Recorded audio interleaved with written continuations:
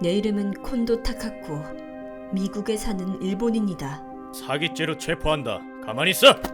알았다고, 살살해! 예전에 대기업 세일즈맨을 사칭하여 방문 판매를 한 혐의로 체포되었다. 형기는 1년, 여자 교도소에 수감되었는데 한 가지 문제가 있었다. 그건 내가 임신 8개월이라는 것이었다. 2달 뒤면 아이가 태어난다. 갇혀있는 동안에도 배는 나날이 불러왔다. 또 움직였어.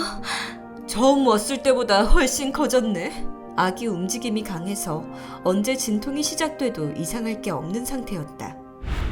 내가 임신 중이라는 사실은 간수들은 물론 시설 내 보건소 직원들도 알고 있었다. 점호 시작.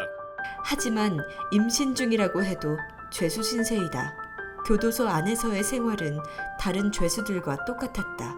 다른 죄수들처럼 공장에서 교도 작업을 해야 했고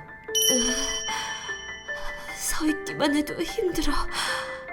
식사도 임산부용을 따로 준비해주지 않았다. 식욕이 없어.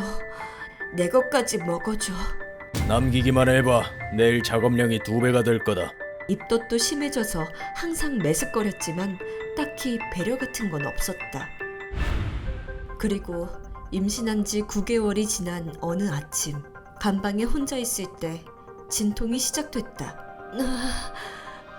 나올 것 같아.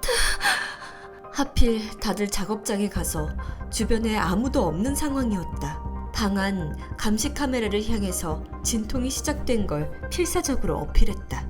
하지만 아무리 지나도 도와주러 오는 사람은 없었다. 거기 누구 나올 것 같아. 양수까지 터졌지만 간호사는 나타나지 않았다. 고통이 점점 심해지는 가운데 드디어 간수가 한 명 나타났다. 제발 구급차 좀 불러주세요. 그러자 간수는 믿을 수 없는 말을 했다. 지금 신입 죄수들이 들어와서 등록하느라 바쁘다고. 그 한마디를 뱉곤 방수 매트 한 장을 놓아둔 채 가버렸다. 고통, 공포, 절망, 끝이 보이지 않는 고독한 시간이 5시간이나 이어졌다. 진통이 8번이나 날 덮쳤다. 곧 정신을 잃기 직전이었다.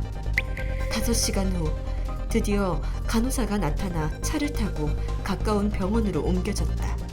드디어 병원에 갈 수 있어. 하지만 차에 태워졌을 때 또다시 믿을 수 없는 일이 벌어졌다. 간수가 내 손을 잡아 끌더니 나한텐 이게 필요해. 언제 도망칠지 모르니까. 내 손목에 수갑을 채운 것이다. 이 상황에서 무슨 수로 도망을 간다는 건지. 분만실에서 수갑이 채워진 채로 고통에 몸부림쳤다. 지금껏 겪어보지 못한 고통과 함께 양손의 자유를 빼앗긴 스트레스와 굴욕감까지 더해져 지옥이 따로 없었다. 진통이 시작된 지 6시간 후 아기 울음소리가 들려왔다. 다행이다. 지옥에서 살아 돌아온 듯한 해방감과 무사히 아이를 낳았다는 안도감에 눈물이 흘러내렸다. 아기를 안아보고 싶었다. 하지만 이런... 수갑을 찬 양팔로는 아이를 안아볼 수조차 없었다. 게다가 안 돼! 내 아기 돌려줘! 시끄러! 애는 우리가 맡는다.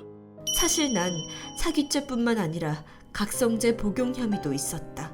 아기와 있으면 위험하다는 이유로 출산 후 떨어져 지내야만 했다.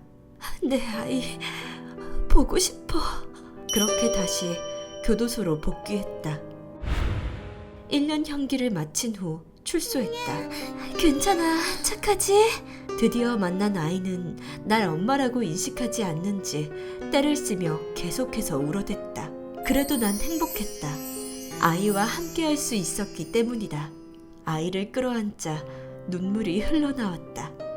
아버지와는 연락이 닿지 않았고 내가 전과자라는 이유로 친척들은 애가 불쌍을 있게 우리 집에 맡기는 게 어떻겠니? 하긴 내가 이 아이를 키우면 평생 범죄자의 자식이라는 꼬리표를 달고 다니게 될지도 모른다. 그렇다고 해도 나는 이 아이를 키울 것이다. 남은 평생 동안 지켜낼 것이다. 엄마로서 이 결정이 옳은지는 잘 모르겠다. 하지만 남은 인생은 이 아이와 함께 살아가고 싶다.